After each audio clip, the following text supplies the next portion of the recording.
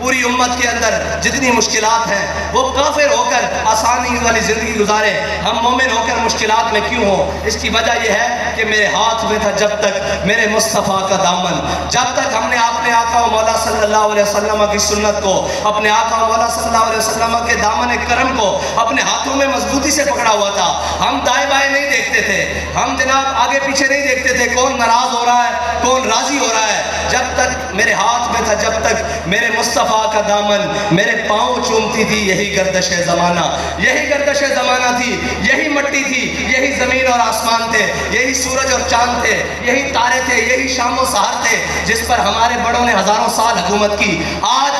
ہم نے جن کو بڑا بنایا ہوا ہے وہ کبھی کشکول لے کر امریکہ کے پاس، کبھی کشکول لے کر برطانیہ کے پاس، کبھی کشکول لے کر روس اور چائنا کے پاس، کبھی کشکول لے کر IMF اور عالمی بینک کے پاس۔ آج پوری قوم کی عزت گروی رکھوا دی، آج پوری قوم کو بکوا کے رکھ دیا، بیکاری بنا کے رکھ دیا۔ کیا ہم بیکاری تھے؟ اقبال کہتا ہے میں غرض تجھ سے کیا کہوں کہ وہ صحرا نشین کیا تھے، جہاں گیرو جہاں دارو جہاں بانو جہاں آرا۔ آگر اس نے بات ہی ختم کر دی، کہتا ہے اگر